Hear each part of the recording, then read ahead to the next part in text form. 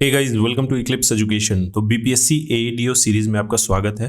तो जैसा कि आपको पता होगा, बीपीएससी की तरफ से ऑफिशियल नोटिस आ गई है इसके एग्जाम डेट के रिलेटेड, जो कि 10 जनवरी से स्टार्ट होने वाला है। और जिन लोगों ने इसको अभी तक अप्लाई नहीं किया है उन लोगों के लिए भी एक सुनहरा अवसर है, जो कि बीपीएससी की तरफ से आई है। 5 दिसंबर से या 12 दिसंबर तक आप फिर से एईडीओ का फॉर्म अप्लाई कर सकते हैं। तो एग्जाम डेट जो है फाइनली जारी हो गया है 10 जनवरी से। अब बहुत ज़्यादा समय नहीं है, मुश्किल से 1 महीना आप लोगों के पास टाइम है।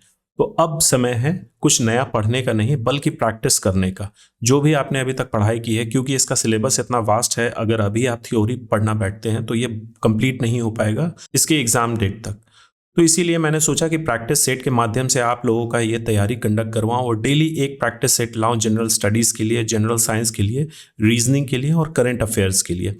और धीरे धीरे इन सब का क्वेश्चंस का लेवल मैं इंक्रीज करते जाऊंगा। तो आप लोग हमारे चैनल के साथ बने रहिएगा और एईडीओ की तैयारी एकदम सुनिश्चित करिएगा। इसमें हम लोग मोस्ट इंपॉर्टेंट एमसीक्यू डिस्कस करेंगे, जो किसी न किसी एग्जाम के पार्ट रह चुके हैं और बाइलिंगुअल नेचर के रहेंगे, मतलब हिंदी और इंग्लिश दोनों में। तो चलिए हम लोग प्रैक्टिस सेट 1 स्टार्ट करते हैं जनरल स्टडीज का। मेरा नाम है अभिषेक, इक्लिप्स एजुकेशन में आपका स्वागत है। तो चलिए जनरल स्टडीज प्रैक्टिस सेट 1 का क्वेश्चन नंबर 1 हम लोग देखते हैं। सिंधु घाटी सभ्यता के पतन का मुख्य कारण क्या था? तो इस सीरीज में सभी पोर्शन से क्वेश्चन रहेंगे। मॉडर्न हिस्ट्री हो गए, ancient, medieval, geography, economics, art and culture, इन सभी पोर्शन से क्वेश्चन रहेंगे। इंडियन पॉलिटी से भी क्वेश्चन आपको देखने को मिलेगा। तो पहला क्वेश्चन पूछा जा रहा है, सिंधु घाटी सभ्यता के पतन का मुख्य कारण क्या था? या विदेशी आक्रमण, जलवायु परिवर्तन, कमजोर राजनीतिक व्यवस्था या फिर व्यापार का पतन? आप लोग स्क्रीन को पॉज करके इसका आंसर देने की कोशिश कर सकते हैं। इसको मॉक टेस्ट की तरह ही समझिए।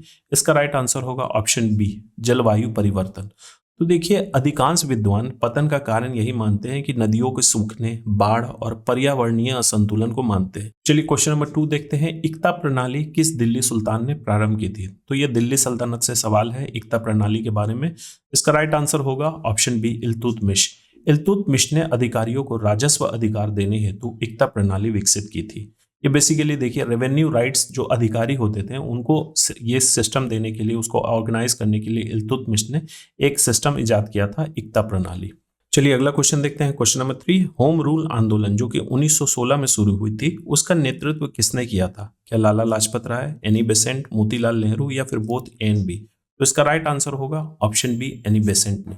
देखिए यहाँ पे बहुत सारे लोग गलती करेंगे। एनी बेसेंट यहाँ ऑप्शन में देखेंगे, बोथ ए एंड बी, वो हो सकता है इन दोनों को वो टिक कर दे, लाला लाजपत राय और एनी बेसेंट ने। होम रूल आंदोलन एक्चुअली 2 लोगों ने स्टार्ट किया था, एनी बेसेंट और बाल गंगाधर तिलक ने। लेकिन यहाँ पे ऑप्शन ए में क्या है, लाला लाजपत राय, इसीलिए यह गलत हो जाएगा। मोतीलाल नेहरू का इससे कोई लेना देना नहीं है, इसलिए ऑप्शन डी गलत होगा। इसका राइट आंसर होगा ऑप्शन बी, एनी बेसेंट और बाल गंगाधर तिलक ने स्वशासन की मांग के लिए यह आंदोलन शुरू किया था, यानी कि होम रूल आंदोलन। चलिए अगला क्वेश्चन देखते हैं। क्वेश्चन नंबर 4, ये इंडियन पॉलिटी से क्वेश्चन है। कौन सा अनुच्छेद मौलिक कर्तव्यों से संबंधित है, यानी कि फंडामेंटल ड्यूटीज से कौन सा आर्टिकल रिलेटेड है, वो हमारे संविधान में वर्णित है? इसका राइट आंसर होगा ऑप्शन बी, आर्टिकल 51A। मौलिक कर्तव्यों को 42वें संविधान संशोधन जो कि 1976 में आई थी, उसके द्वारा जोड़ा गया था। अगला क्वेश्चन है, ट्रॉपिक ऑफ कैंसर जिसे हिंदी में हम लोग बोलते हैं कर्क रेखा, यह भारत के कितने राज्यों से गुजरती है? तो इसका राइट आंसर होगा ऑप्शन सी, 8 राज्यों से गुजरती है। गुजरात, राजस्थान, एमपी, छत्तीसगढ़, झारखंड, वेस्ट बंगाल, त्रिपुरा और यह मिजोरम से क्रॉस करती है। तो देखिए इसका स्क्रीनशॉट आप लोग ले सकते हैं। यह स्टेट आप लोग याद रखिएगा, क्योंकि इससे ट्रॉपिक ऑफ कैंसर से सवाल हमेशा ही देखने को मिलता है किसी भी कॉम्पिटिटिव एग्जाम में। ये टोटल 8 राज्यों से गुजरती है, यह 8 राज्यों का नाम है। चलिए अगला क्वेश्चन देखते हैं। क्वेश्चन नंबर 6, काली मिट्टी किस फसल के लिए सबसे उपयुक्त है? ब्लैक सॉइल जिसको बोलते हैं। तो इसका राइट आंसर होगा ऑप्शन बी, कॉटन, यानी कि कपास। काली मिट्टी में नमी अधिक होती है, यानी मॉइस्चर उसमें बहुत ज्यादा होती है, इसलिए कपास के लिए यह सर्वोत्तम है। और यह कहाँ पाई जाती है? तो ये साउदर्न इंडिया के दक्कन क्षेत्र में, दक्कन क्षेत्र में काली मिट्टी बहुत ज्यादा पाई जाती है, जैसे कि महाराष्ट्र हो गया, एमपी हो गया, इन सब जगह पे काली मिट्टी बहुत ज्यादा पाई जाती है। अगला क्वेश्चन है, भारत में जीएसटी कब लागू हुआ था? इसका राइट आंसर होगा ऑप्शन ए, 1 जुलाई 2017 को। जीएसटी ने अनेक अप्रत्यक्ष कर यानी कि इनडायरेक्ट टैक्सेस को मिलाकर एक राष्ट्र एक कर की व्यवस्था बनाई थी, यानी 1 नेशन 1 टैक्स।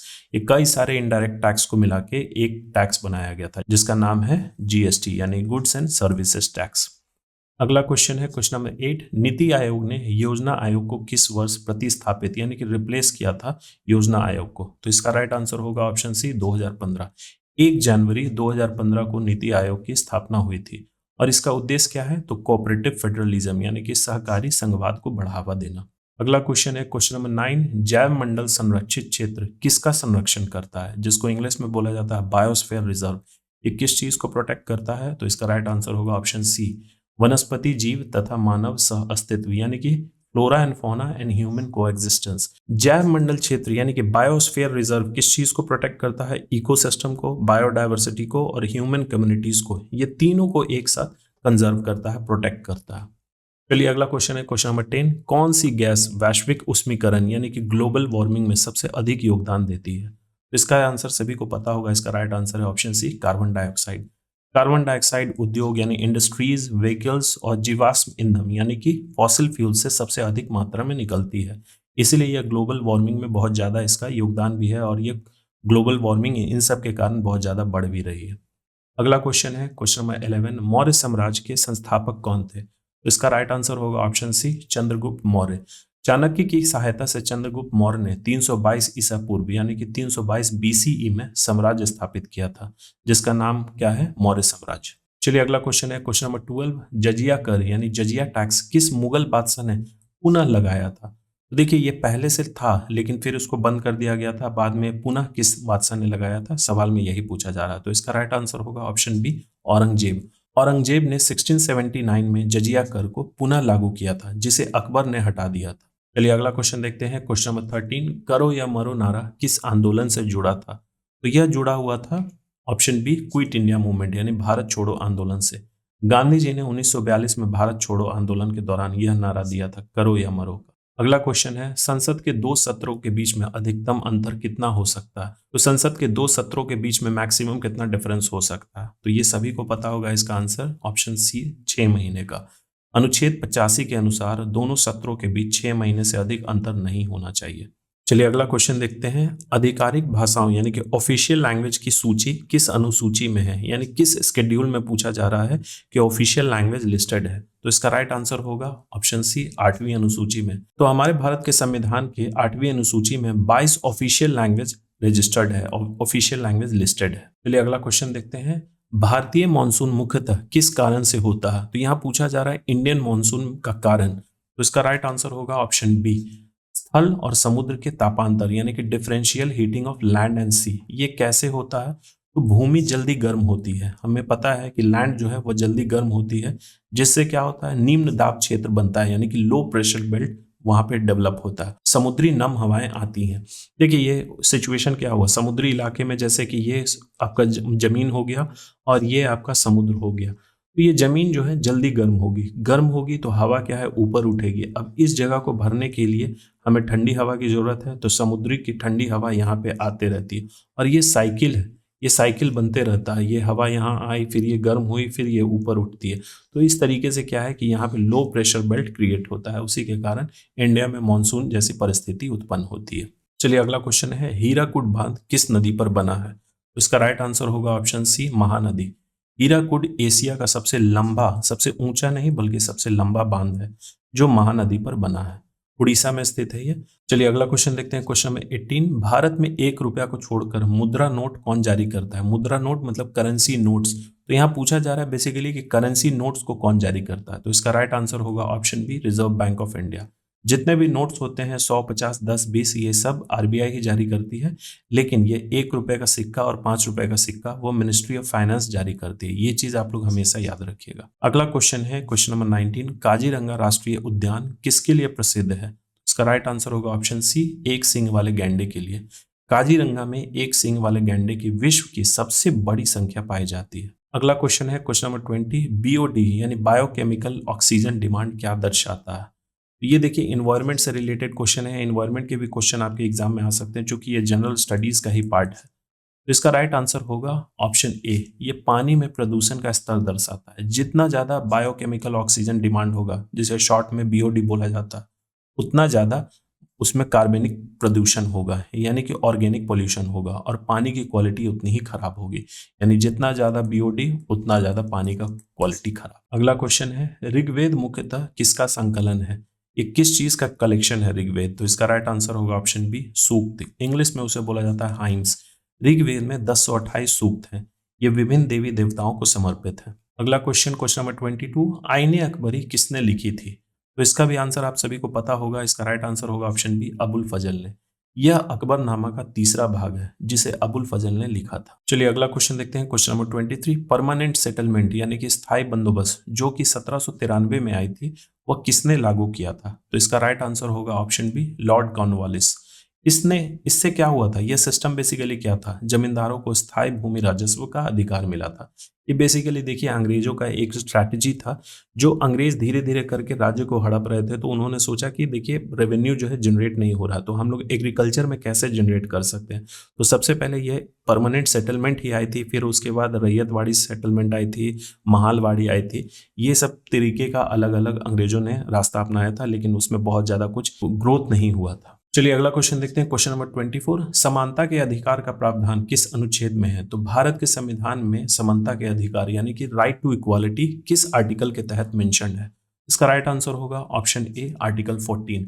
आर्टिकल 14 के तहत दो तरीके का समानता है, एक कानून के समक्ष समानता और दूसरा समान संरक्षण का अधिकार यानी इक्वल प्रोटेक्शन ऑफ लॉज। दो तरीके के समानता के बारे में आर्टिकल 14 में मेंशन्ड है।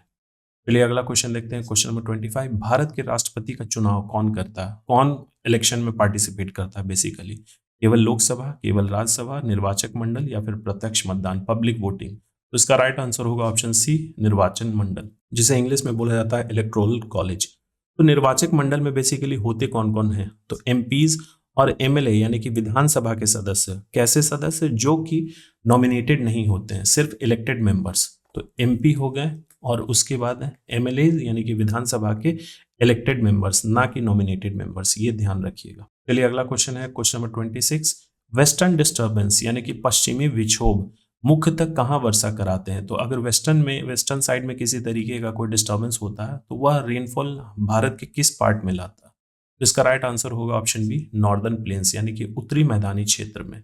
ये कौन से क्षेत्र होते हैं? पंजाब, हरियाणा, दिल्ली, इन सब जगहों पे शीतकालीन वर्षा कराते हैं यानी कि विंटर रेनफॉल कराते हैं वेस्टर्न डिस्टर्बेंस। चलिए अगला क्वेश्चन देखते हैं। क्वेश्चन नंबर 27, पश्चिमी घाट की सबसे ऊंची चोटी कौन सी है? तो इसका राइट आंसर होगा ऑप्शन बी, अनामुदी। देखिए अनामुदी की ऊंचाई लगभग 2695 मीटर है और ये साउदर्न इंडिया की सबसे ऊंची चोटी है, अनामुदी। अगला क्वेश्चन है क्वेश्चन नंबर 28, इकोनॉमिक्स से क्वेश्चन है। मुद्रास्फीति जिसे इंग्लिश में हम लोग इन्फ्लेशन बोलते हैं, उसका अर्थ बेसिकली क्या है? इसका राइट आंसर है ऑप्शन बी, कीमतों में समान वृद्धि यानी कि जनरल राइज इन प्राइसेस। मुद्रास्फीति वस्तुओं और सेवाओं की समान कीमतों में निरंतर वृद्धि यानी कि जनरल प्राइस लेवल अगर इंक्रीज होता है किस चीज के? तो गुड्स एंड सर्विसेज के, तो वो परिस्थिति हम लोग बोलते हैं इन्फ्लेशन को। अगला क्वेश्चन है क्वेश्चन नंबर 29, न्यूनतम समर्थन मूल्य यानी कि एमएसपी, मिनिमम सपोर्ट प्राइस, कौन घोषित करता है? इसको जारी कौन करता है? इसका राइट आंसर होगा option C, commission for agricultural cost and prices, जिसे सीएसीपी बोला जाता है। तो ये सीएसीपी एमएसपी की सिफारिश करता है, लेकिन इसका फाइनल मंजूरी बेसिकली कौन देता है? तो सरकार, गवर्नमेंट ही इसकी फाइनल अप्रूवल करती है, लेकिन सिफारिश तो सीएसीपी ही करता है। इस सीरीज का लास्ट क्वेश्चन देखते हैं। क्वेश्चन नंबर 30, पेरिस समझौता 2015 में जो हुई थी उसका उद्देश्य वैश्विक तापमान वृद्धि को किस स्तर तक सीमित करना है?